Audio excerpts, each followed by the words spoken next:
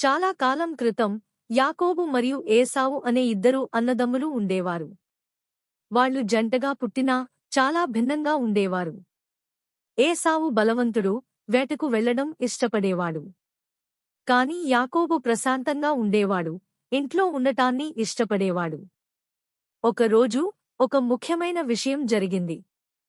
వారి తండ్రికి ఒక ప్రత్యేక ఆశీర్వాదం ఉంది. అది ఏశావు కోసం ఉంచబడింది.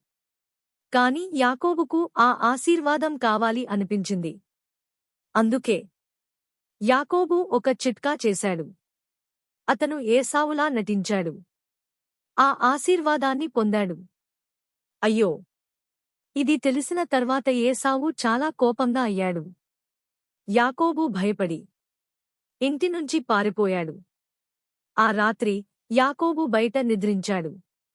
అప్పుడు అతనికి ఒక అద్భుతమైన కల వచ్చింది. ఆకాశం వరకు వెళ్లే ఒక ప్రకాశమైన మెట్టు. దానిపై దేవదూతలు పైకి కిందికి వెళ్తున్నారు. దేవుడు తనతో ఉన్నాడని యాకోబు అనుభవించాడు. ఆ రోజు నుంచి యాకోబు మారడం ప్రారంభించాడు.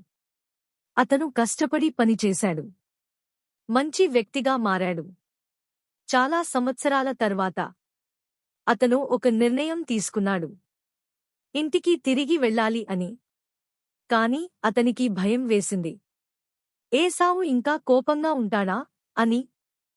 చివరికి ఆ రోజు వచ్చింది. యాకోబు ఏశావు తనవైపు వస్తున్నాడని చూశాడు. కాని అప్పుడు ఒక అద్భుతం జరిగింది. ఏశావు పరుగెత్తుకుంటూ వచ్చి యాకోబును ఆలింగనం చేసుకున్నాడు. అతను యాకోబును క్షమించాడు.